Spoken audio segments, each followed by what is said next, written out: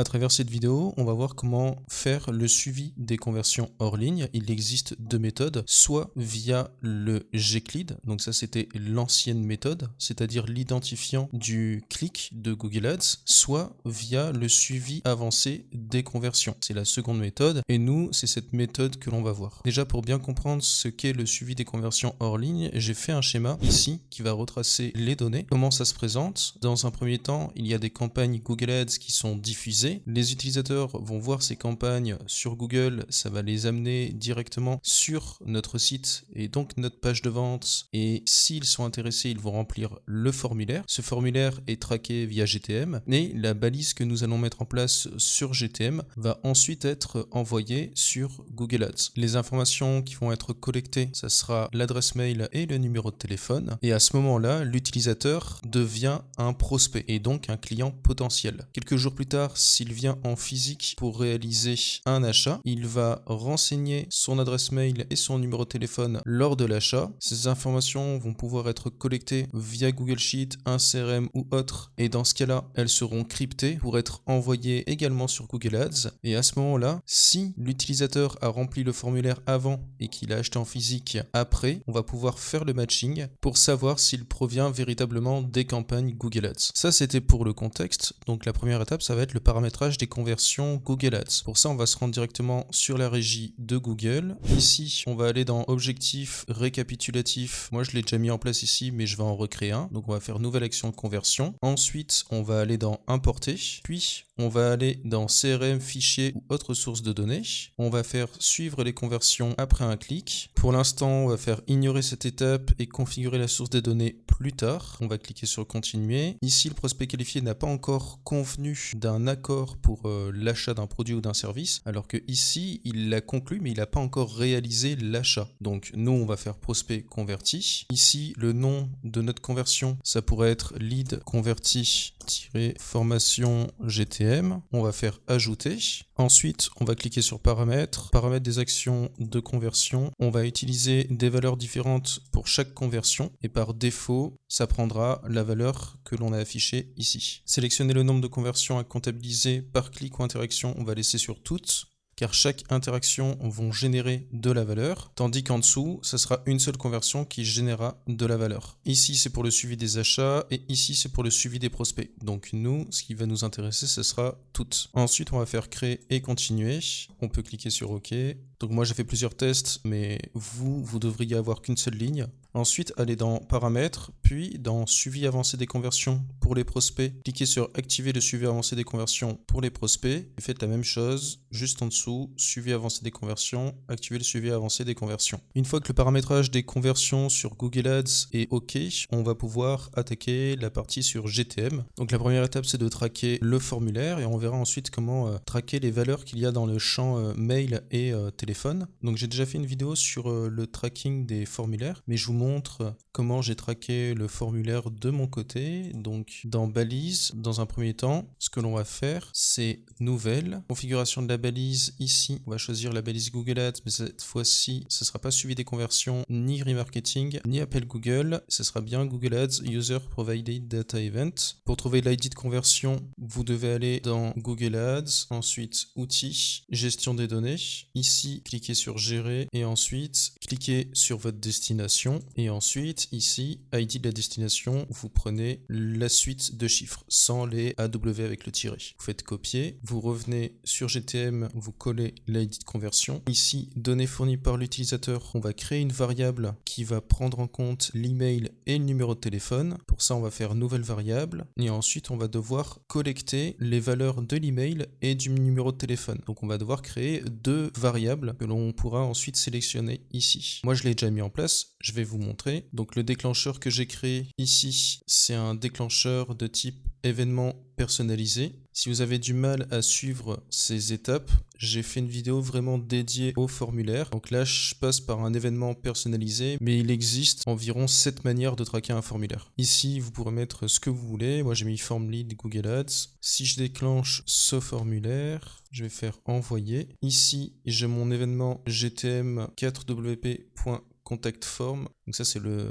nom de l'event dont je me suis servi pour déclencher mon formulaire. Et ensuite, mon but, c'est de trouver un moyen de stocker les valeurs de l'email et du numéro de téléphone. Donc il y a 3 manières, soit la variable de JavaScript personnalisée, soit des sélecteurs CSS, soit des variables de couche de données. Ça va dépendre des valeurs qui seront à disposition et de la manière que vous avez de traquer votre formulaire. Mais il y a toujours une solution. Moi de mon côté, je suis passé par le data layer, donc je vais vous montrer ici les infos qui remontent. Et ici, dans mon data layer, j'ai des informations avec your email, test@gmail.com, et ici le numéro de téléphone avec la valeur. Et je vois qu'il y a un input avec un tableau. Et dans ce tableau, j'ai ensuite des valeurs que je vais pouvoir collecter. Donc comment je vais faire pour ça? Eh bien, je vais créer donc des variables de couche de données. On va aller dans input. Ensuite, on va choisir l'index. Là, ce sera l'index 1, puisque ça commence toujours par 0, 1, 2, 3, 4. Et ensuite, pour le numéro de téléphone, ça sera l'index 2. Et nous, ce que l'on veut, c'est la valeur. Donc ça sera input.1.value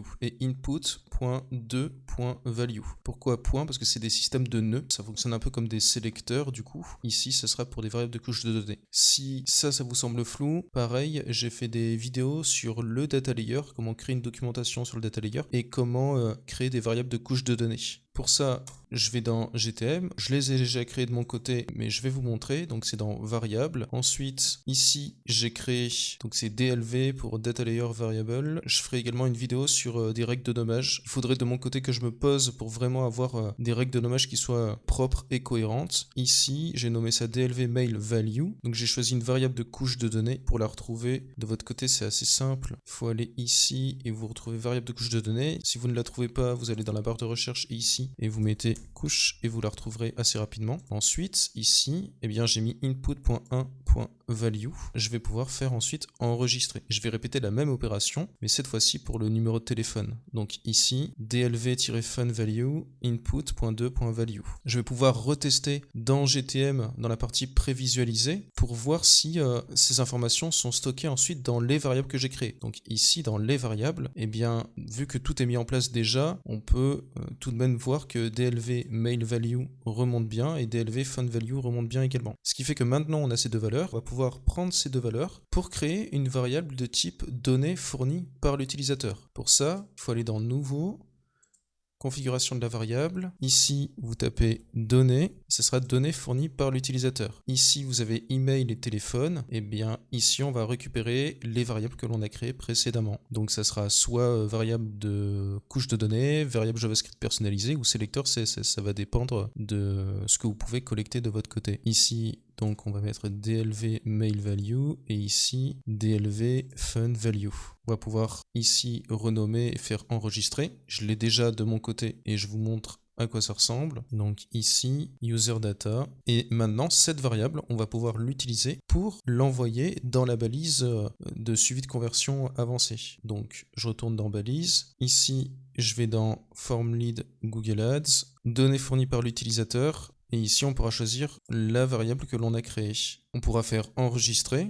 Il faudra penser également à rajouter le conversion linker. C'est grâce à ça qu'on va pouvoir récupérer l'ID du clic de Google Ads, puisqu'on se sert toujours de l'ID du clic. C'est juste que les suivis de conversion avancés sont différents de l'ancienne méthode. Et on va faire nouveau. Ici, on va choisir Google Ads, conversion linker. Et le déclencheur, on va pouvoir choisir initialisation. Une fois que c'est OK, on va pouvoir enregistrer. Si vous refaites prévisualiser sur GTM, cette fois-ci, lorsque votre formulaire est envoyé, vous pourrez aller dans variables. Ici, donc on aura bien nos deux variables pour récupérer l'adresse mail et le numéro de téléphone, ainsi que la variable user data qui va reprendre ces informations pour les envoyer dans la balise Google Ads. On vérifie bien aussi que les balises se déclenchent correctement. Donc on a bien le form lead Google Ads et ici on a bien également le conversion linker qui s'est déclenché. Ensuite on va retourner dans Google Ads, ici dans objectif, importation. Si vous voyez plein d'erreurs ici, c'est normal, c'est parce que je fais des tests et je vous expliquerai chacune des erreurs d'ailleurs, comme ça va vous permettre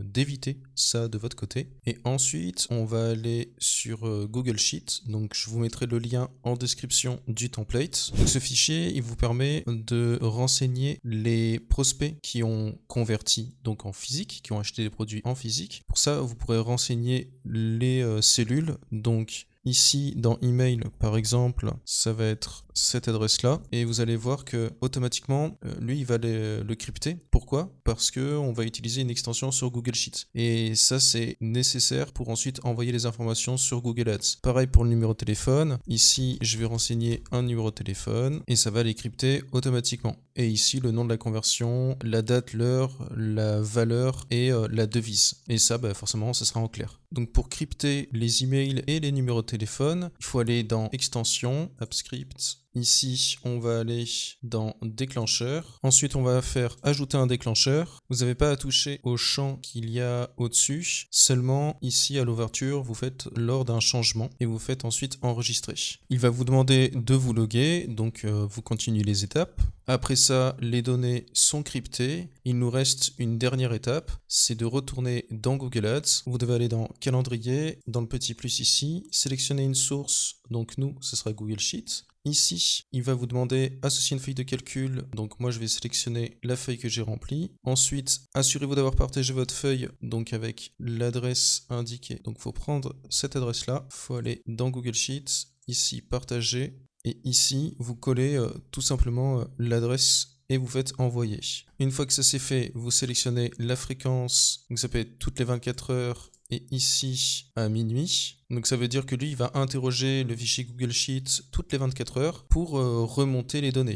Et à partir de là, il pourra faire le matching entre les informations qu'il a eues en tant que lead et les informations qu'il a eues en tant que conversion sur Google Sheets. Et c'est comme ça qu'on traque le suivi des conversions hors ligne. Une fois que ça c'est fait, vous pouvez faire enregistrer et afficher un aperçu. Ensuite, dans importation, ici, vous aurez la liste de vos importations. Et là, je vais en profiter pour vous montrer les erreurs qu'il y a eu de mon côté. La dernière erreur, elle est normale. Et pour ces erreurs-là, ici, on a eu la valeur n'est pas hachée. Pourquoi? Parce que j'avais pas utilisé AppScript, comme on l'avait vu précédemment. Ça a été résolu. Ensuite, si on revient en arrière, la deuxième erreur, ici, la valeur manquante dans date et heure de la conversion. Pour ça, il faudra bien renseigner la date et l'heure au bon format. Donc, le format, il est ici. Et de toute façon, tout ça, vous le retrouverez dans le Notion, comme ça vous pourrez faire un copier-coller et changer forcément le jour et l'heure. Ensuite, ici, cette erreur-là, c'est parce que la date était trop éloignée. Ça, c'est normal, c'est parce que j'avais mis le 10 avril alors qu'on était le 6 ou le 7 avril. Donc